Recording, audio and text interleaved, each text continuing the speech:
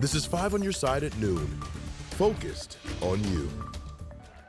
Today, there are new laws in effect on both sides of the river. In Illinois alone, there are 327 new rules in place. Happy New Year. Thanks for joining us at noon. I'm Sydney Stallworth.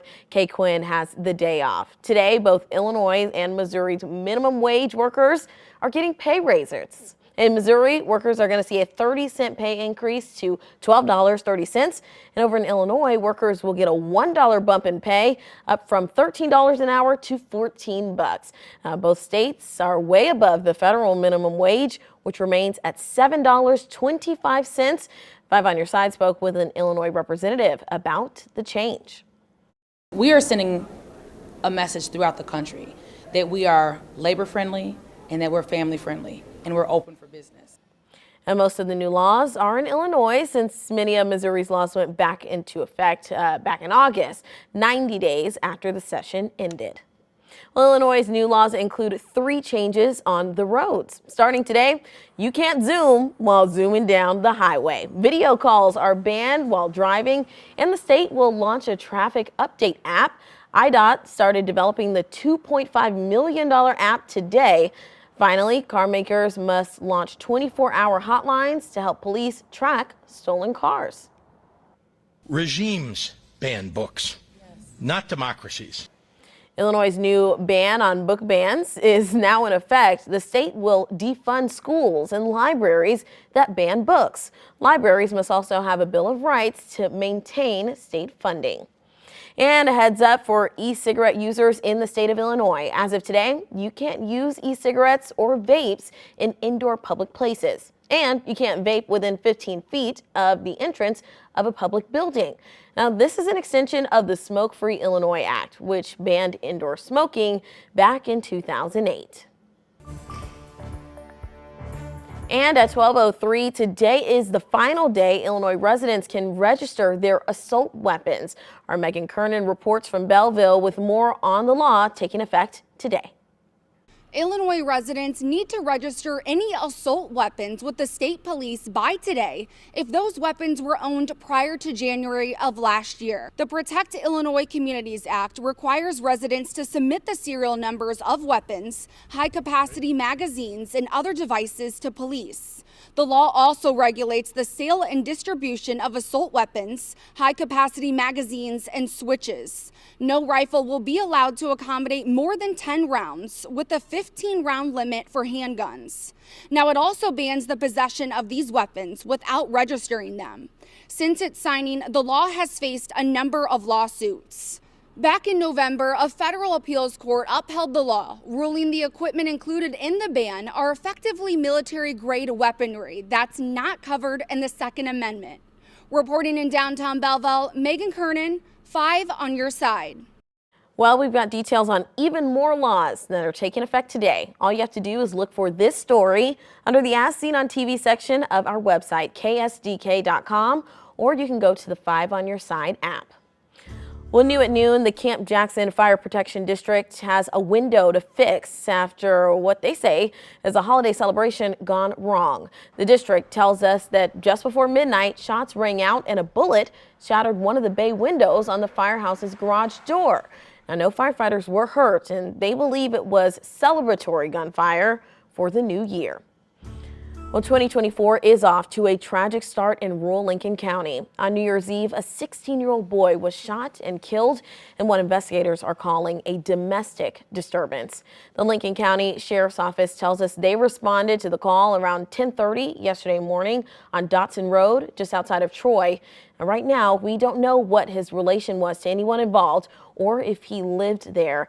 And police aren't certain where the gun came from or who it belongs to. But the sheriff's office says there's no threat to the community. I wouldn't say that it's something that is like often seen. I mean, we get our fair share of domestic disturbances. It's really kind of a case-by-case situation, whether or not it escalates to a situation that we're in right now. Anyone who has any information is asked to call the Lincoln County Sheriff's tip line. That number is right there on your screen. It's 636-462-6513. Let's get you caught up on what's happening right now. Japan is tallying up the injuries and damage caused by a 7.5 magnitude earthquake in the Sea of Japan. You'll see some footage right here. It shows the moment the earthquake struck. Now, this happened around 4 p.m. Japanese time, which is 1 a.m. right here in the bi-state. There is a lower level tsunami warning along the coasts of Japan, Russia, and the Korean Peninsula. Now, so far, Japan has recorded 5-foot-tall tsunami waves. There could be aftershocks throughout the week as well. Let's get on over to our weather first, meteorologist Jim Castillo. Jim, you've been keeping a close eye on this situation, right? Yeah, Sydney, this one struck, the big quake in western portions of Japan, that 7.5. They've had numerous aftershocks. And just to show you, Tokyo is on the other side of Japan, but they still felt it in this area. But that tsunami was on the west coast of Japan and up into Russia. Now for us, let's just show you what's happening in Southern California. Even today there, Rancho Palos Verdes of 4.1, and it was felt throughout Los Angeles and right before 9 a.m. So during the parade there, but again, most of that felt closer to the coast. Friends in El Segundo told me about that one. And you probably didn't know this, a 3.8 south of the Boot Heel in Missouri. This actually happened at about on 12/27, so a few days ago. But nonetheless, that was widely felt with our bedrock and through southern portions of Missouri. All right, so for us, our year last year was warmer than expected. In fact, about level 2, or number 2, I should say, warmest we've ever had in St. Louis. And notice the number 1 is 2012, not too long ago at all. Now it's colder, and we'll talk about this week coming up in just a few minutes. Sydney.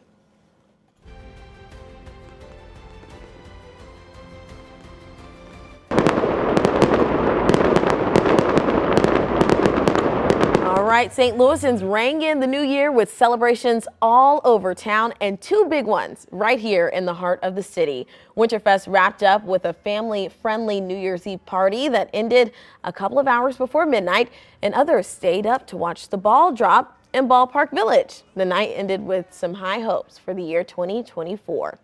Now, you may need to start your 2024 by running a couple of errands. I can definitely relate. Here's what's open and what's closed today. We've got you covered. Schnucks, Target, and Walmart are all open. Walgreens and CVS are also open, but you'll need to check the hours of your pharmacy since it'll vary by location. And Aldi, Costco, banks, and the post office all are closed today. Munch on brunch in your PJs. The pajama party is happening right now on both sides of the river. Plus, 1 week from today, Congress returns to Washington, D.C. The key topics they'll discuss with a possible government shutdown on the horizon. More when we come back.